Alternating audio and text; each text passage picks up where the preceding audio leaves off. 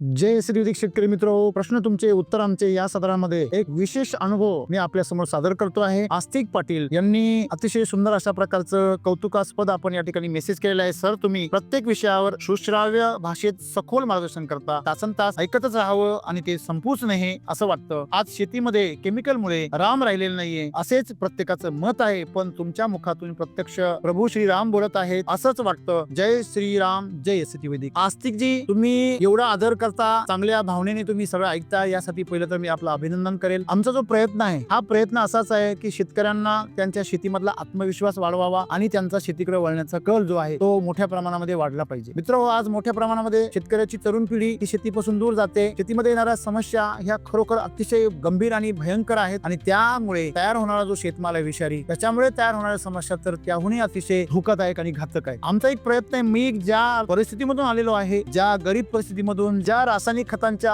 दुष्परिणामांची, फवारण्यांची जी परिस्थिती आम्ही जी अनुभवलेली आहे मी स्वतः, त्या परिस्थितीमध्ये शेतकऱ्यांना जायला लागू नये, त्याचा सामना करायची वेळ शेतकऱ्यांना येऊ नये, नापिकीची वेळ शेतकऱ्यांना करायला लागू नये, भाव पडतात, माल टिकत नाही याची समस्या शेतकऱ्यांना जाणू नये आणि म्हणून मी रोज प्रबोधन करण्याचा प्रयत्न करतोय। मित्र हो, इतर युट्यूब चॅनल प्रमाणे काही शेतकऱ्यांना असं वाटतं की हे पण एक मार्केटिंगच आहे, परंतु माझी सर्वांना एक विनंती आहे की आमचा युट्यूब चॅनल हा कुठल्याही प्रकारचं मॉनिटायझेशन द्वारे पैसे कमवत नाही किंवा याच्यामधून मार्केटिंग करून शेतकऱ्यांना प्रभावित करून असे काल्पनिक अशा प्रकारचे अतिशयोक्ती केले आम्ही रिझल्ट दाखवत नाही। जे रिझल्ट आहेत ते वस्तुस्थिती आहे। आम्ही शक्यतो एज्युकेशन, प्रबोधन आणि प्रेरणा या धर्तीवर व्हिडिओ बनवण्याचा प्रयत्न करतो, जेणेकरून एक शेतकऱ्याचा मुलगा म्हणून मी मरण्यापूर्वी या शेतकऱ्यांना काहीतरी एक सांस्कृतिक वारसा आणि शेतीबद्दलची आत्मीयता निर्माण करून जाईल, एवढीच माझा प्रयत्न आहे। आपण दिलेल्या प्रेरणेसाठी आणि अभिनंदनासाठी मी आपले आभारी आहे। धन्यवाद।